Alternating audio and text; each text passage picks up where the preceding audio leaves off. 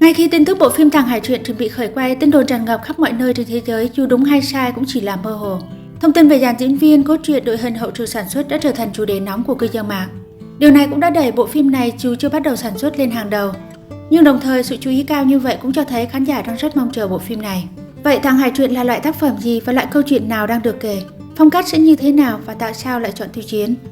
Đạo diễn Trịnh Hiểu Long sẽ có những hiểu biết mới gì khi quay trở lại với việc sáng tác một bộ phim truyền hình cổ trang? Là một trong những đơn vị sản xuất phim truyền hình, họ đã tham gia vào dự án này hơn 2 năm.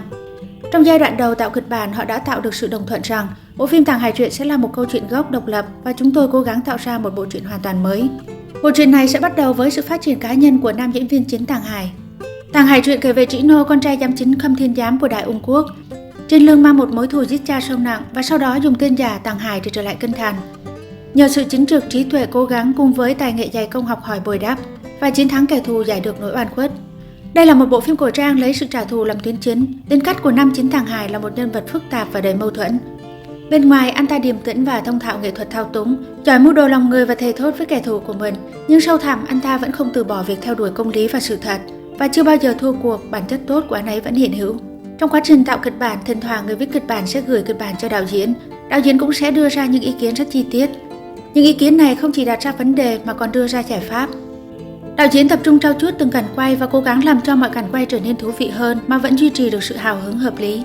Yêu cầu của đạo diễn và Tào Diệt Văn đối với không khí chung của bộ phim là mặc dù bối cảnh thời đại là hư cấu nhưng họ nên tránh các nhân vật sử dụng ngôn ngữ và suy nghĩ của người hiện đại.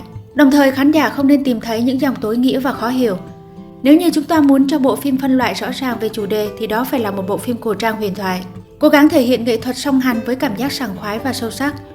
Tàng Hải khi còn trẻ đã trải qua nỗi đau gia đình diệt vong và sau này đã học được từ sư phụ mình. Khi trưởng thành, anh ấy trở thành một chiến lược gia và cống hiến hết mình để tìm ra sự thật của bao năm và báo thù cho gia đình mình.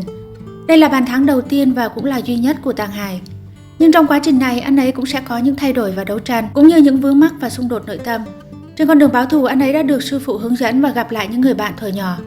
Tàng Hải cảm nhận được sự ấm áp và vẻ đẹp trong cuộc sống bên cạnh sự trả thù. Đồng thời cũng trải qua một số cảm xúc quý giá trong cuộc sống mà trước đây anh ấy chưa từng được trải qua. Và câu hỏi là liệu những điều này có làm cho tan đi sự thù hận trong lòng của anh ấy hay không? Khi mượn tay người khác để trả thù, và liệu Tàng Hải có cảm thấy có lỗi với những người bị lợi dụng hay không? Đánh giá từ mặt truyện tổng quát nêu trên, Tàng Hải Truyện không chỉ là một bộ phim truyền thuyết với nhân vật nam chính mà còn thể hiện thảo luận về bản chất phức tạp của con người.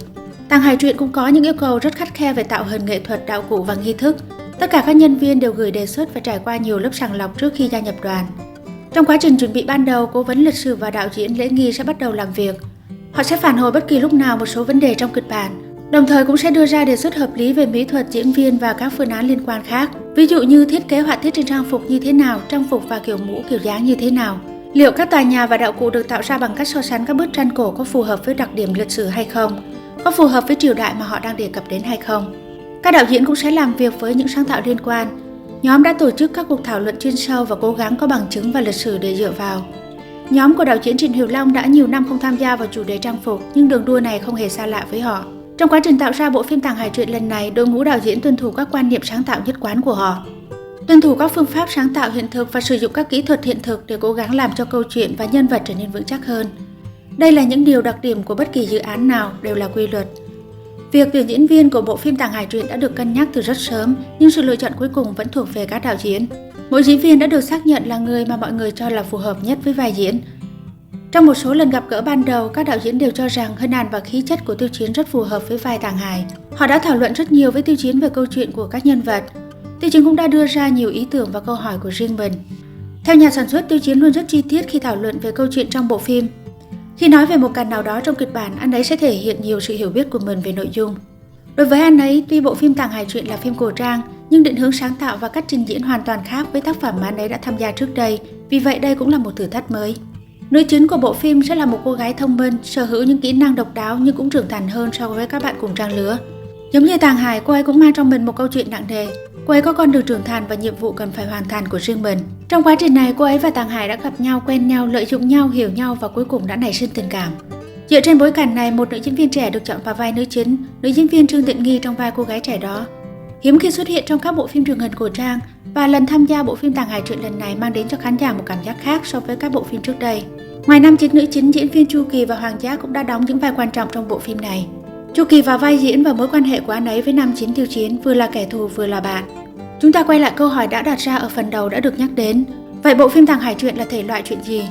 Nói một cách đơn giản, nhìn từ góc nhìn của cốt truyện, đây là một bộ phim cổ trang huyền thoại về quá trình trưởng thành của nhân vật nam chính.